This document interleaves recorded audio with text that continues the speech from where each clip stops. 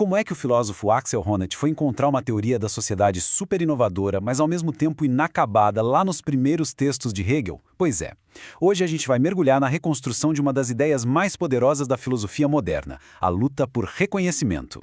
Ok, então, vamos lá.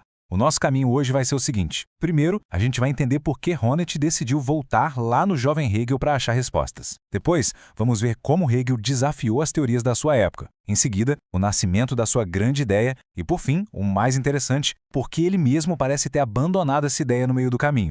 Tudo começa com Axel Honneth numa verdadeira busca. Sabe, ele procurava uma teoria social que conseguisse olhar para os conflitos não só como uma disputa de poder, mas como algo que tem um piso moral, um significado muito mais profundo para a nossa vida em sociedade. E para isso, Honneth se concentrou nesses 4 textos-chave, todos escritos por Hegel bem no comecinho de sua carreira. Ele tinha uma convicção. Lendo esses textos na ordem certa, daria para ver nascendo e evoluindo passo a passo o conceito da luta por reconhecimento.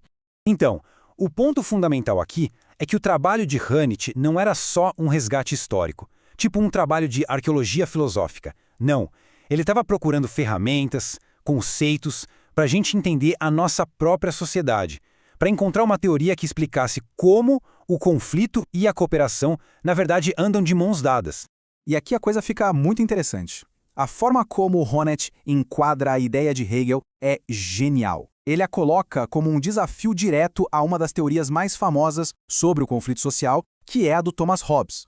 Para Hobbes, a gente lembra, o conflito é uma luta brutal pela sobrevivência, aquela famosa guerra de todos contra todos. Mas o Hegel olhava para isso e via outra coisa. Para ele, o conflito é movido por uma necessidade moral de reconhecimento. E essa ideia só faz sentido se a gente partir do pressuposto de que a sociedade, com seus laços, com sua ética, vem antes do indivíduo isolado. E essa é a grande virada. Para Hegel, a luta tem um conteúdo normativo. O que isso quer dizer? Quer dizer que as nossas lutas têm um propósito mais profundo. Elas não são só sobre sobreviver, como em Hobbes. Elas são sobre o tipo de pessoa que a gente quer ser e, principalmente, como a gente quer ser visto pelas outras pessoas dentro da nossa comunidade. Bom, vamos avançar um pouco e ver como essa ideia vai tomando corpo. A gente vai acompanhar agora o desenvolvimento do pensamento do próprio Hegel nesse período, seguindo a trilha que o Honneth nos mostra. Hegel começa com essa noção um pouco abstrata de eticidade natural, como se fosse uma comunidade original, um todo. Mas ele mesmo percebe que isso não era suficiente. O modelo não explicava a dinâmica real da vida social. Foi aí que ele teve a grande virada. O verdadeiro motor do progresso moral não é algo abstrato, mas sim o reconhecimento, as relações concretas entre as pessoas. E aqui está a sacada crucial, o pulo do gato. O reconhecimento que a gente recebe dos outros não apaga a nossa individualidade. Muito pelo contrário, é justamente esse processo que a constrói. É só ao sermos reconhecidos por outra pessoa que nós nos tornamos quem somos. Com isso, Hegel estava abrindo o caminho para uma teoria da intersubjetividade.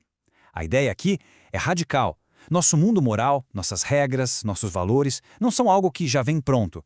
É algo que a gente constrói em conjunto, através das nossas interações, do reconhecimento mútuo.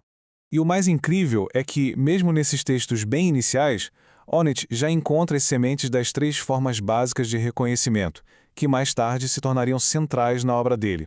As relações de amor na família, o reconhecimento através das leis, como cidadãos, e a solidariedade dentro da comunidade. Mas agora vem a reviravolta na história. Justo no momento em que Hegel desenvolve essa teoria da intersubjetividade, que é poderosíssima, Honneth argumenta que ele, de forma quase trágica, simplesmente a abandona. Hegel começa a se distanciar de uma filosofia da natureza. Mas em vez de dobrar a aposta na intersubjetividade, na lógica do nós, ele dá uma guinada em direção a uma filosofia que Honneth chama de monológica, uma filosofia da consciência, ou seja, a lógica do eu. Com isso, o foco muda completamente. Aquela dinâmica concreta entre as pessoas, a luta real por reconhecimento no dia a dia, tudo isso perde o protagonismo. E o que entra no lugar? A jornada interna de um espírito abstrato, uma espécie de consciência universal que busca se realizar a si mesma ao longo da história. E aqui está a crítica devastadora de Honneth.